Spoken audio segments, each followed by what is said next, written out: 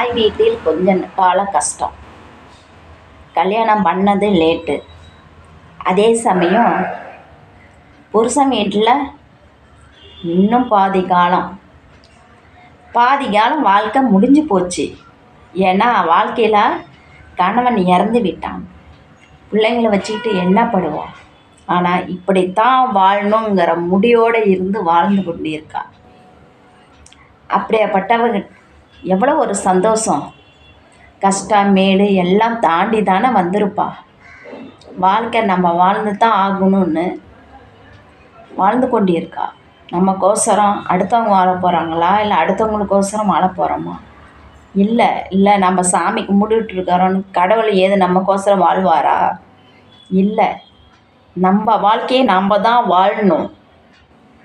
அது ஆண்டவன் விதிக்கப்பட்ட விதி. அதுதான். இன்னும் கொஞ்ச காலம் பிள்ளைங்களுக்கு கல்யாணம் ஆகி போச்சுன்னா அது ஒரு காலம். கல்யாணம் ஆகாமல் இருக்கிறது ஒரு காலம், கல்யாணம் ஆனது ஒரு காலம். அதே கணவன் கூட இருந்தது பாதி, அது ஒரு காலம். பாதி விதவை காலம். அதுக்கப்புறம் குழந்தைங்க பெருசானா அது ஒரு காலம். அதுக்கப்புறம் அந்த பொண்ணு தனிமரம். கடைசியாக கோயிலில் சரணடைகிறான். வாழ்க்கை எப்படி பார்த்தீங்களா? இதெல்லாம் ஒவ்வொரு பேருக்கு தான், ஆணாக இருக்கட்டும் பெண்ணாக இருக்கட்டும், ஒரு சில பேர்த்துக்கு தான் அமையும், எல்லாத்துக்கும் அமையாது. வாழ்க்கையில் சில பேர் நல்லா சந்தோஷமாக இருக்காங்க, சில பேர் வாழ்கிற வாழ்க்கை பார்த்தா பரிதாபமாக இருக்கும். நல்லா இருக்கிற வாழ்க்கையை கெடுத்துக்காதீங்க. வாழ்க்கையில் எவ்வளவோ கஷ்டங்கள்லாம் அனுபவிச்சுக்கிட்டு இருக்கிறாங்க.